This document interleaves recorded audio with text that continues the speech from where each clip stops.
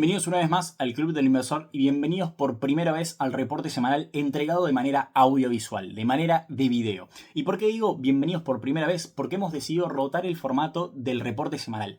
Antes, para aquellos que no supiesen y se los explico, el reporte semanal era un documento que nosotros entregábamos todos los fines de semana a los miembros de InView. Y no solo que decidimos pasar este tipo de información de manera pública para que todos los miembros de la comunidad y en el mismo YouTube puedan acceder a la misma, sino que hemos decidido también traerlo de manera audiovisual. ¿Por qué? Porque consideramos que es mucho más fácil adquirir el conocimiento, es mucho más fácil que yo te lo pueda explicar, que puedas ver los puntos importantes de la semana de una manera mucho más dinámica y fácil para digerir. En resumen, y así por así decirlo, en palabras simples. En el reporte semanal, para aquellos que no sepan de qué se trata, vamos a ver, primero que nada, algunos puntos específicos de lo que ocurrió la semana y los puntos más relevantes y obviamente explicados al detalle en base a que lo entiendan de manera simple. No vamos a entrar, por así decirlo, en tecnicismos, vamos a hablarlo de manera superficial para que todo el mundo lo pueda entender. Y por otro lado vamos a ir a lo que es el análisis de puntos y tickets específicos de algunos activos financieros para que ustedes puedan agregarlos a sus listas de seguimiento y puedan hacerle justamente una buena opción de compra o de venta dependiendo cuál sea el caso de cada uno. Por otro lado, quiero decirles que el reporte semanal del día de hoy va a ser muy especial. ¿Por qué? Porque va a venir incluido con el análisis del conflicto bélico en Irán. ¿Y por qué te digo esto? Porque nosotros teníamos programado un video para media semana, para el día miércoles específicamente, el cual lamentablemente por gracias a nuestro alojador de videos YouTube no nos permitieron subir. No entendemos el motivo, no se procesa, no creo que por lo que tengo entendido fue un exceso de calidad, o sea, ya es una completa locura que por tener buena calidad en un video no te lo dejen subir, pero bueno, quedó prácticamente en una imposibilidad de poder subirlo, por eso hemos decidido agregar todo lo que es la parte del conflicto entre Irán y Estados Unidos nuevamente dentro de este reporte semanal y por eso este reporte semanal va a girar en torno a 3 sucesos o 3 eventos específicos, por un lado estadounidense, por otro lado Argentina y después vamos a hablar del conflicto en la guerra de Medio Oriente. Por eso, sin nada más que agregar, vamos a ir con el primer tema importante de la semana y es la tasa de interés americana. ¿Por qué me interesa hablar de la tasa de interés americana? Porque tuvimos 2 sucesos y le agregaría hasta un tercer comodín al respecto, que ya lo vamos a hablar y vamos a conectarlo, respecto a lo que demuestra que la situación de las tasas de interés americanas está en un punto crítico. ¿Por qué lo digo? Primero que nada, tuvimos la reunión de la Fed, en la cual obviamente no hubo noticias, no hubo nada sorprendente. La tasa de interés se mantuvo en 3.75, la tasa de interés americana, pero lo que sí me llamó la atención es el dato de subsidios por desempleo que se dio, el cual fue mucho menor a lo estimado. ¿Y qué significa cuando un dato de subsidios por desempleo te da menor al estimado? Es que menos gente está pidiendo ayuda para conseguir empleo o para mantenerse sin empleo. ¿Y qué es lo que ocurre con esto? Esto significaría que el crecimiento de empleo está subiendo, lo cual es un dato que choca directamente con la necesidad de una reducción de tasas de interés. Esto significa que cuando uno reduce la tasa de interés, lo que busca es justamente esto, que haya mayores puestos de trabajo en la economía para que vos después no tengas que andar subsidiando, tengas que dar andando ayudas. Cuando uno reduce la tasa de interés, lo que busca son políticas expansionistas que generan que las industrias crezcan. ¿Por qué? Porque financiarte es barato, sacar un crédito es barato. Ahora, con un dato que te está dando que justamente los subsidios por desempleo son bajos, significa que la gente está obteniendo trabajo, lo cual significa por consecuencia que no tenés ningún tipo de necesidad de seguir bajando la tasa porque la economía americana sigue en crecimiento. Ahora, ¿y por qué te digo que hay un comodín respecto a lo que es la tasa de interés americana? Porque el conflicto en el cual nos encontramos ahora mismo en Medio Oriente, el mismo nos da el pie a que la inflación aumente. ¿Por qué? Porque el petróleo tiene mucha ponderación en los índices de inflación. ¿Qué significa que tenga mucha ponderación? Muy simple, tiene mucho peso en el índice, o sea, mide más lo que vale, por ejemplo, el petróleo que el kilo de carne, para dar un ejemplo. Cuando el petróleo, el commodity que se utiliza absolutamente en todos lados, aumenta de precio, todos los precios de absolutamente todo va a aumentar también. Lo que ocurre con esto es que la inflación se dispara y lo que ocurre con la tasa de interés es que la inflación y la tasa de interés suelen ir de la mano. ¿Por qué? Porque uno tiene que dar una tasa de interés acorde a la inflación que tiene dentro del país. Entonces, por ejemplo, actualmente la inflación americana ronda del 3 al 4% anual. Si la inflación americana se dispara a un 5-6% anual, lo cual es muchísimo para Estados Unidos, pero puede ocurrir tranquilamente, la tasa de interés debería de subir para estar acomodada justamente a lo que es la necesidad de la inflación actual en Estados Unidos. Para que lo tomen como ejemplo simple y sencillo para que lo bajen a tierra, es como por ejemplo las tasas de interés que dan los bancos en la Argentina en perspectiva de la inflación. Mientras más inflación teníamos, más tasa de interés. Cuando vos tenés mucha inflación, necesitas subir la tasa de interés para que justamente aquellos que ya sean financien crédito o saquen crédito tengan una tasa de interés acorde al momento inflacionario. Por eso considero que estos datos son importantes a tenerlos en cuenta, porque no solo que actualmente la posibilidad de una reducción de tasa de interés en abril es prácticamente nula, se ha iniciado a barajar la posibilidad de que la tasa de interés suba. Y eso, evidentemente, para los mercados es totalmente negativo debido a que estarías poniendo una política contractiva, lo cual obviamente hace que, en resumen de cuentas, la liquidez, el dinero que hay en el mercado, justamente sea comprimido y que haya cada vez menos dinero. Una vez hablado de toda la situación económica respecto a las tasas de interés en Estados Unidos, que considero que es lo más importante de la semana, vamos a pasar con lo que es el mercado argentino. ¿Por qué? Porque no tenemos noticias muy guau, pero tenemos noticias positivas. Muchas noticias positivas y buenas. O sea, son pequeñas, pero son buenas para el mercado argentino. Y es más, estas últimas semanas lo pudimos ver. Las últimas 2 semanas el mercado argentino terminó verde positivo, lo cual es una excelente noticia a tener en cuenta. Y la viene piloteando de manera excelente en conjunto el mercado brasilero. Obviamente el mercado brasilero impulsó por otras cuestiones más políticas que otra cosa, pero el mercado argentino la verdad que viene de una manera excelente piloteándola como un campeón. ¿Qué son las noticias positivas que tuvimos? Primero que nada, el ministro de Economía aseguró que tenemos todos los vencimientos de deuda, todo el dinero necesario para los vencimientos de deuda hasta el año 2027. Una noticia extremadamente positiva, ya que determina que Argentina está cumpliendo sus promesas, determina que Argentina puede volver al margen de deuda mundial, determina que Argentina está ganando nuevamente su renombre y cada vez se la ve menos como un problema y más como un beneficio, como una ayuda, por así decirlo. Por otro lado, tenemos dos noticias relevantes respecto, por un lado, el lado del petróleo y por otro lado, lo que viene siendo el lado agro. Respecto al lado agro, y esto va a ser algo extremadamente útil, el agro logró una cosecha récord. Algo que yo les había adelantado hace una semana, el agro se ve que lo logró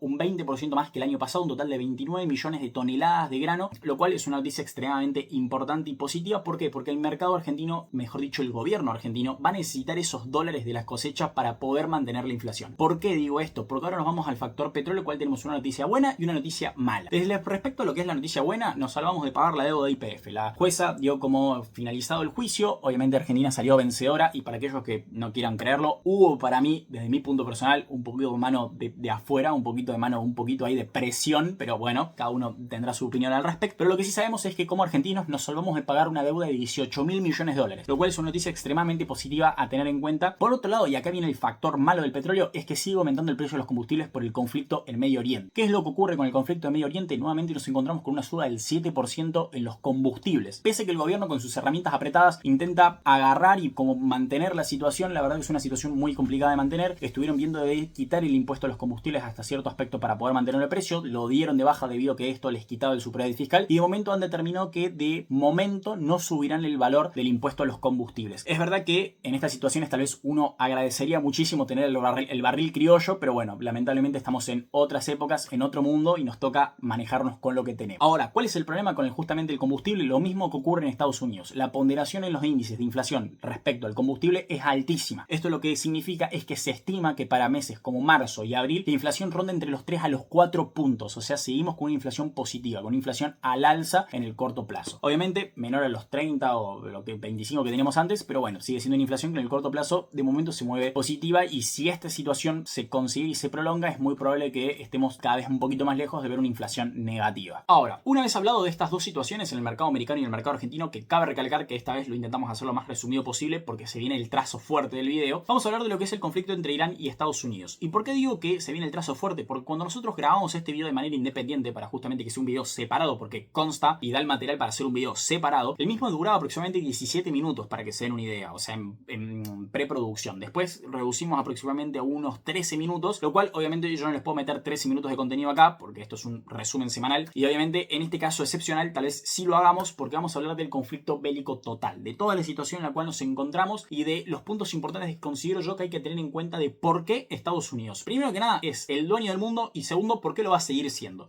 Porque pese a que muchos te quieran instalar la narrativa de que Estados Unidos es una potencia acabada, que el imperialismo se va a acabar, que ya no pueden hacerlo, que Irán le va a ganar, que Irán puede ganar la guerra, no, están totalmente equivocados. Estados Unidos no tiene ningún tipo de chance de perder este conflicto bélico y es más, él se ve beneficiado hasta ingresando en Irán hasta justamente con el estrecho Hormuz cerrado. Y yo te voy a explicar por qué Estados Unidos es la principal beneficiaria y por eso hay que irnos a lo primero del análisis y a lo primero de la historia, que es cuando arranca este juego de teatro. Y es cuando Estados Unidos invade Venezuela. Cuando Estados Unidos invade Venezuela, lo que busca es apoderarse de su infraestructura energética. ¿Por qué busca esto? Principalmente para un trazo a futuro. Ya lo veremos en el futuro, qué es lo que harán con esto, pero de ya les digo que esto es una pieza clave en el tablero. ¿Por qué? Porque cuando Estados Unidos se apropia de la infraestructura energética en Venezuela, luego de quitar a Nicolás Maduro del poder de presidente, entre comillas, lo que hacen es darle sus derechos, le ceden los derechos de explotación a las principales empresas estadounidenses petroleras, para que estas mismas luego puedan reconstruir la infraestructura venezolana y puedan obviamente volver a poner en operativa las plantas petroleras venezolanas. ¿Por qué es importante esto? Porque justamente Donald Trump le prometió a las petroleras estadounidenses conseguirles el financiamiento necesario para poder reconstruir la infraestructura en Venezuela. Y yo te hago una pregunta, ¿qué mejor que darle financiamiento a las empresas haciendo que todo el mundo no solo que te compre petróleo caro, sino que dejar el mismo petróleo caro. O sea, es un win-win totalmente, y ya te voy a explicar por qué. En este conflicto bélico, posterior a que Estados Unidos ataca a Irán y se gasta medio kilo de pólvora en ellos, Irán lo que hace, toma dos medidas principales. Por un lado, lo que hace es cierra el estrecho de Hormuz, el cual busca poner de rehén a todo el resto del mundo, porque hay que tener en cuenta que en el estrecho de Hormuz transcurre entre el 20 al 30% del petróleo a nivel mundial, dependiendo de la fuente. Y lo que busca por segundo también es atacar a todos los aliados americanos en la región, ¿sí? Gasta otro medio kilo de pólvora más. Lo que busca con esto, atacando tanto infraestructura militar como energética, es que los aliados productores americanos en la región no tengan petróleo ni gas o la posibilidad de producirlo, ya que o tenés que poner las plantas en suspensión por miedo a que te caiga un misil balístico, o justamente no podés producir porque tu planta dejó de existir. ¿Qué es lo que ocurre por consecuencia posterior al cierre del estrecho de Hormuz? Por un lado, Irán solo le había permitido a los barcos quienes negociaran en yuanes chinos poder pasar por el estrecho de Hormuz. Y acá se planteó la posibilidad de decir que Irán lo que buscaba era desestabilizar el patrón dólar. Para aquellos que no sepan, el dólar es una moneda la cual antes utilizaba un patrón dólar, un patrón oro, el cual justamente en base a las reservas de oro que tenía Estados Unidos era la fuerza que tenía su moneda, y la cual migró a un patrón petróleo. Y esto significa que hoy en día absolutamente todas las negociaciones de petróleo en el mundo se producen con justamente dólares. Por eso hoy en día el dólar es tan codiciado y el verde crocante va siempre a ser el verde crocante. Ahora, ¿qué es lo que ocurre con esta situación? Lo que buscaban justamente los iraníes, primero que nada, era seguir dándole petróleo a su principal aliado y financiador del conflicto, China, y por otro lado poder medianamente intentar desestabilizar esa situación económica americana, lo cual, mientras, como te decía, muchos te decían que Irán podía manejarlo, no duró mucho. ¿Por qué? Porque esta semana nos enteramos que Irán ahora te permite poder pasar por el estrecho de Hormuz solamente pagando un económico taxe de $2 millones. Mierda, que se les pasó rápido la gana de desestabilizar el patrón dólar. Ahora bien, ¿cuál es el trasfondo por detrás de esta situación? Es que hay varios beneficiados y varios desbeneficiados de esta situación. Respecto a los beneficiados directos, son los países productores de petróleo secundarios y Estados Unidos como principal. ¿Por qué? Porque Estados Unidos tiene gran parte de sus aliados como rehenes actualmente, gracias al cierre del estrecho de Hormuz. Pensemos en lo que ocurre en Europa o en países aliados y afines a la OTAN, como por ejemplo, no sé, Australia, Japón, etc. Todos estos países actualmente se ven obligados a comprarle petróleo y gas a Estados Unidos. ¿Por qué? Porque no pueden ir, por ejemplo, con otro productor grande como lo es Rusia, por sus sanciones con la guerra de Ucrania. Por eso, toda la compra de hidrocarburos que está sufriendo Europa, aparte de Estados Unidos, es brutal. Estados Unidos se está llenando los bolsillos. Las petroleras estadounidenses se están llenando los bolsillos y prácticamente sin hacer absolutamente nada. ¿Por qué? Porque hoy en día tenés dos opciones. O te quedas sin petróleo, en realidad tenés tres opciones. Te quedas sin petróleo, te arriesgas a comprar en el estrecho de Hormuz y que tu barco no pase, lo cual un privado no se puede arriesgar absolutamente eso, o te vas a comprar Estados Unidos más caro, pese a toda la logística que tiene por detrás, todos los problemas que tiene por detrás, pese al odio que le tengas, te vas a comprar Estados Unidos o algún país secundario como puede ser justamente Argentina. Estados Unidos se ve altamente beneficiado de esta situación, y quienes no se ven beneficiados por un lado es lo que es China y el mismo Irán. Pese a que muchos te vayan a decir que es la principal beneficiada de esta situación, no, todo lo contrario. China está como loca, está presionando a Pakistán actualmente para que los iraníes lleguen a un momento de paz, a que lleguen a tranquilizar la situación, a que baje el conflicto, porque China es una de las principales consumistas de petróleo en todo el mundo. Y cuando nosotros nos vamos a ver la bolsa asiática y la bolsa americana, la diferencia de barril de petróleo que había en su momento, una brecha de un 50%. Mientras un barril de petróleo en Estados Unidos valía $100, en China valía 150. O sea, se llegaron a abrir tales brechas en los precios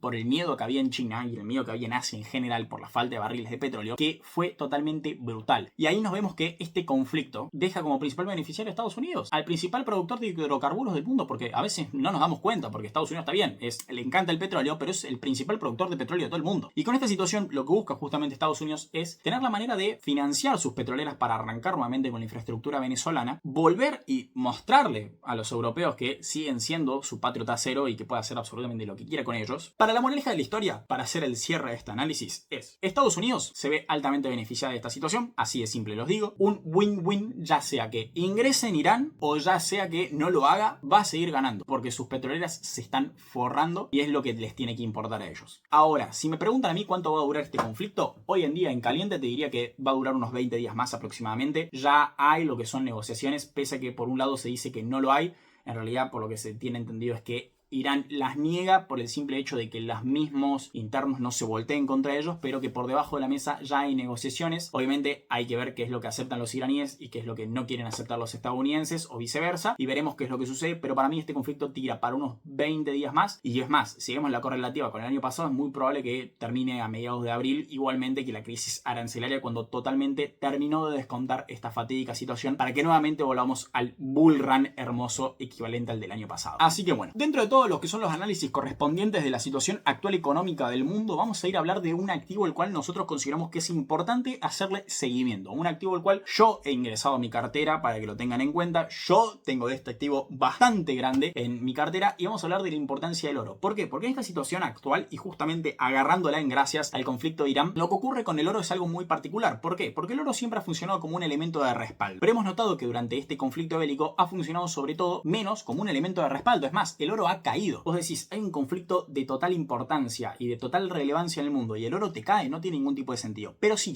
tiene sentido, y te voy a explicar por qué. Lo que ocurre con el oro es muy particular, porque justamente en base a lo que te decía anteriormente, con las reservas de petróleo que tienen algunos países que no pueden absolutamente resistir mucho tiempo, lo que salieron a hacer fue a vender oro. ¿Para qué? Para poder comprar petróleo, o para justamente poder comprar su misma moneda para que la inflación no se les dispare. Países como por ejemplo Turquía y algunos de Oriente Medio. ¿Qué es lo que ocurre con esta situación? Es que la gran mayoría de estos fondos y de estos bancos centrales han decidido vender su oro, pero con contratos de recompra. ¿Qué significa esto? Que tienen un plan por detrás para recomprar el oro vendido. En una situación como es la que tenemos hoy en día, en la cual los bancos se ven obligados a venderlo en el corto plazo para después recomprarlo más adelante cuando la situación se vuelva un poco más estable, nosotros como inversionistas minoritarios tenemos la excelente posibilidad, sin ningún tipo de compromiso, de poder comprarlo a precios baratos, poder comprarlos a momentos específicos, a lindos, cuando mete los coletazos de pez, y aprovechar a llenarse de este activo financiero en nuestras billeteras. Y como digo, esto no es una recomendación de inversión, pero te voy bajando la idea para que lo vayas formando. En fin y al cabo, lo que ocurre con el oro es que tenés un activo financiero el cual en cara a 2026 se estima que ronde los $6.000, estamos hablando un 20% más de lo que viene hoy en crecida.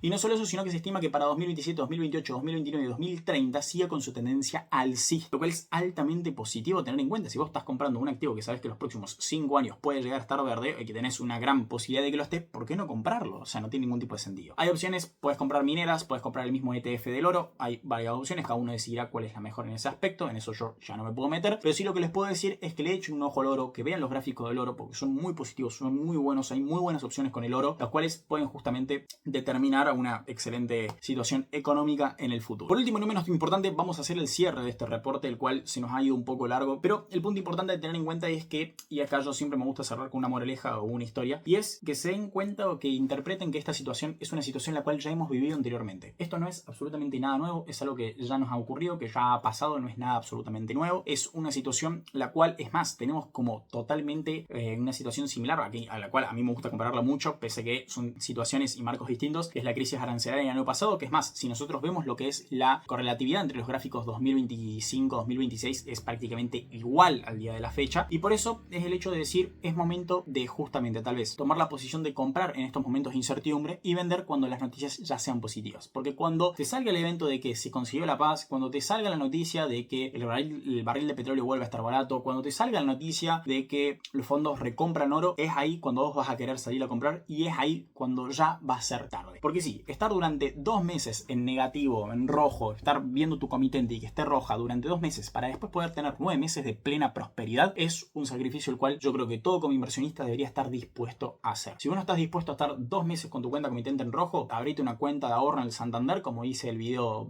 viral que siempre mandamos a la comunidad, y olvidar, digamos, no te preocupes más. Como digo, esto es algo extremadamente normal que ocurre en los mercados financieros, hay crisis, y en esas crisis es cuando el verdadero dinero es el que se hace. Ahora sí, una vez dicho eso, espero que tengan una excelente semana, que arranquen la próxima semana bursátil de manera excelente. Vamos a ver qué tal el día de mañana, y esperemos que tengamos una semana un poco más próspera que la anterior, y que esta situación en Medio Oriente se pueda resolver a la brevedad para nuevamente volver a ingresar a ese hermoso mercado alcista que a todos nos encanta.